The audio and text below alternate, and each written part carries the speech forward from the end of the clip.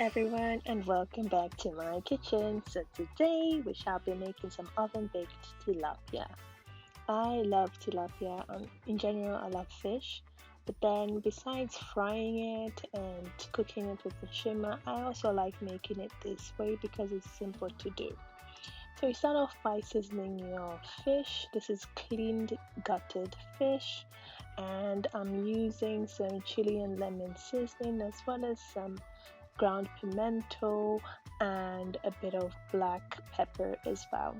So go ahead and generously add your seasoning all around the fish on both sides. In the insides as well, make sure that the fish is well seasoned, because once you're biting into that fish, or rather should I say digging into it, you want to taste it full of flavor.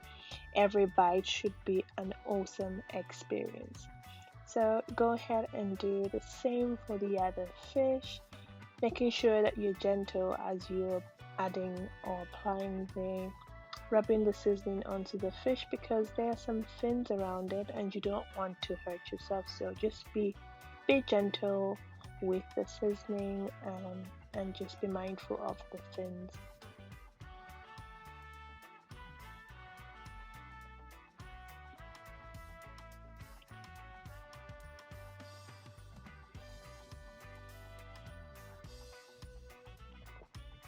Okay, once you're done with that, just place it aside.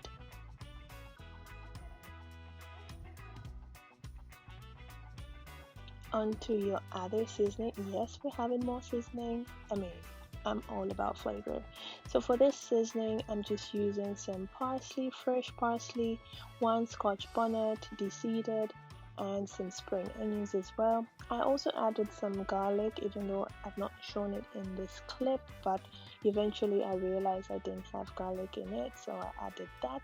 And then I'm adding two mixed chilies, but I'm de-seeding it. So I want it to be hot but not too lethal. You know, that nice hot flavor. I don't know how to explain it, but there's just that nice that when you eat it. Yes, so remove your seeds, but if you're all about the seeds, you do you. You can add that there, but I de-seeded my chilies.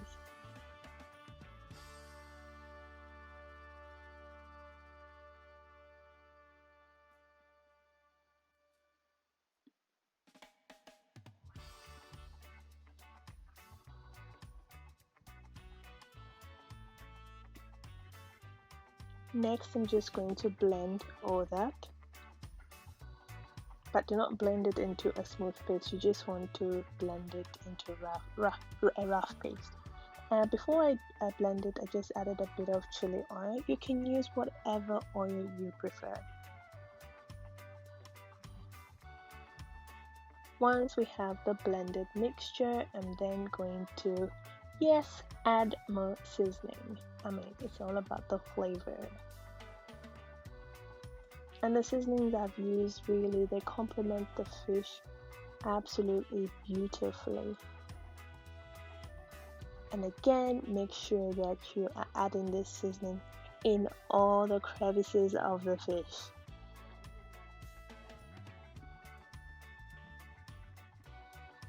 But if you're not about that life, please do not put it in there. But I think this is a very crucial part of this whole dish.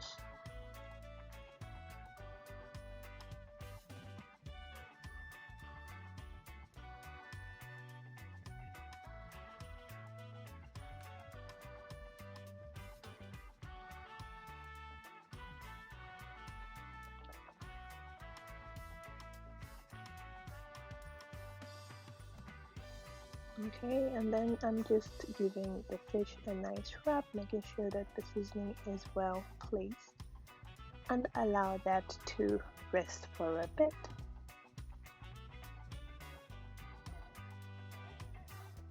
Moving on, I did cut some mixed bell peppers, as well as I used some celery, because I had some celery in my refrigerator. But if you don't have celery sticks, please do not use that.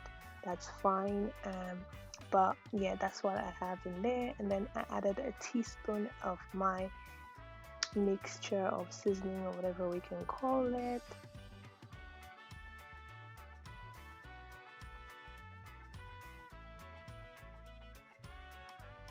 I then added a bit of Aromat. This can be, you can use salt instead if you do not have the Aromat. And once again, I added a bit of the chili oil. But like I said, if you do not want to use chili oil or you don't have it, you can use whatever oil of your choice. And your mixture would look like that. And I'm then going to go ahead and stuff my fish. Yes, we are stuffing that baby. Make sure that you generously stuff it. I know that it might start to overfill, but I mean, we're going to be wrapping this baby up, so don't worry about that. Just make sure that the vegetables are inside.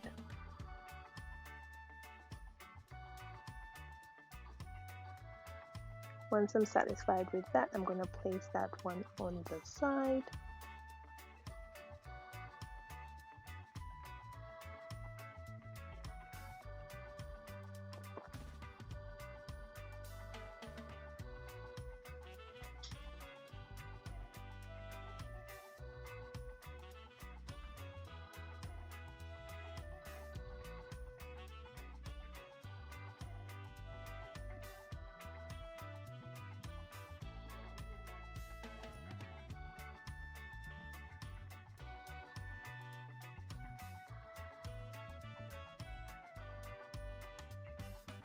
Okay, so our two fish are now nicely stuffed.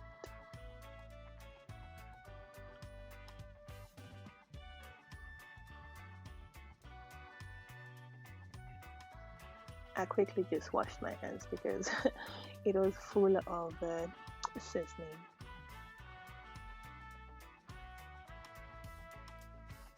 What you want to do next is just get a lemon or lime and just place some lemon zest on top. You could use some juice of lemon instead, but I didn't want the lemon to overpower my seasonings that I have used, so the zest did the justice.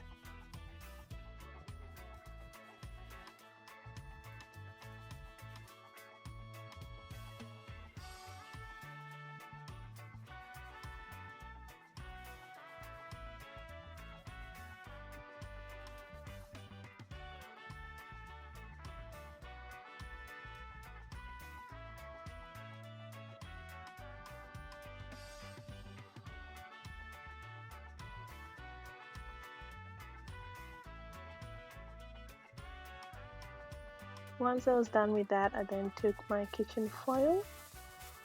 So you see that I double wrapped it, and that's because I didn't want the juices to overflow.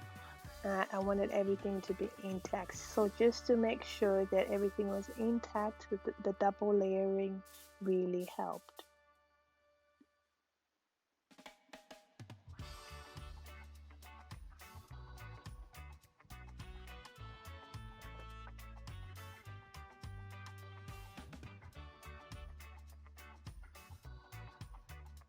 What you want to do is just to add a little bit of oil before you place your fish.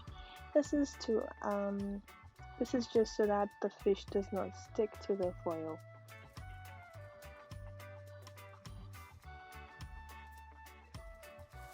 And then go ahead and wrap your fish. What I love about fish puzzles is that they're just an exciting way of presenting food, and also, I mean, it doesn't take much to prep this meal. I mean, you just season your fish and put it into the oven and let it do the magic. So I would definitely recommend it when you're entertaining guests. Once we start entertaining guests, that's if you're in the UK. It's such a good and easy meal when you're entertaining.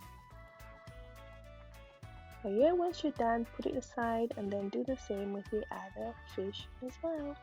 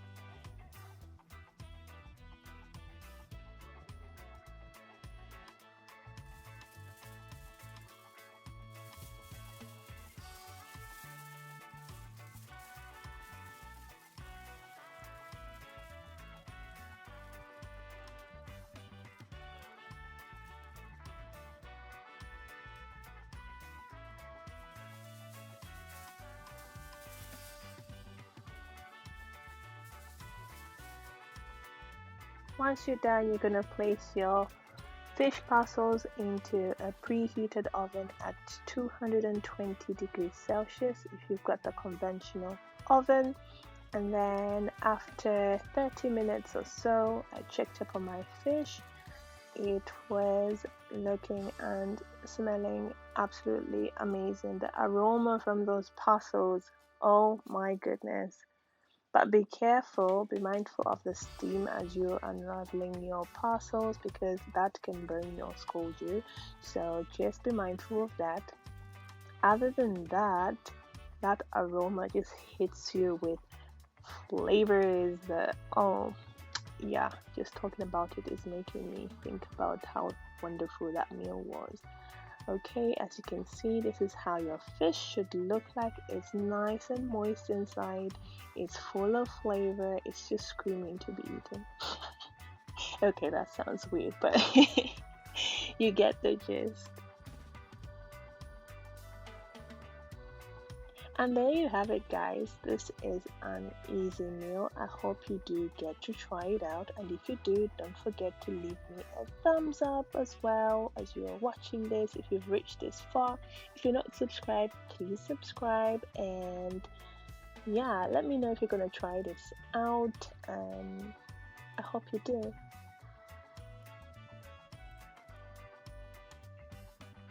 Okay, so I hope you enjoyed this video, and I'll see you in my next one.